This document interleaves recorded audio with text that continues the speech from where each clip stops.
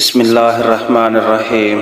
حضرت عبداللہ بن عمر بن عاص رضی اللہ عنہ سے روایت ہے کہ رسول اللہ صلی اللہ علیہ وآلہ وسلم نے ان سے فرمایا کہ اللہ تعالیٰ کو سب نمازوں سے حضرت داؤد علیہ السلام کی نماز زیادہ پسند ہے، اور تمام روزوں میں زیادہ پسندیدہ روزہ حضرت داؤد علیہ السلام کا ہے۔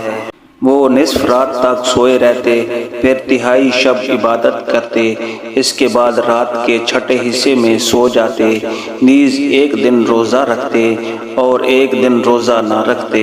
صحیح بخاری حدیث نمبر 1131۔ حضرت ابو ہریرہ رضی اللہ عنہ فرماتے ہیں کہ رسول اللہ صلی اللہ علیہ وآلہ وسلم نے فرمایا کہ شیطان آدمی کے سر کے پیچھے رات میں سوتے وقت 3 گرہ لگا دیتا ہے، اور ہر گرہ پر یہ پھونک دیتا ہے کہ سو جا، ابھی رات بہت باقی ہے۔ پھر اگر کوئی بیدار ہو کر اللہ کی یاد کرنے لگا تو ایک گرہ کھل جاتی ہے، پھر جب وضو کرتا ہے تو دوسری گرہ بھی کھل جاتی ہے، پھر اگر نماز فرض یا نفل پڑھے تو تیسری گرہ بھی کھل جاتی ہے۔ اس طرح صبح کے وقت وہ آدمی چاق و چوبند اور خوش مزاج رہتا ہے، ورنہ سست اور بد باطن رہتا ہے۔ صحیح بخاری حدیث نمبر 1142۔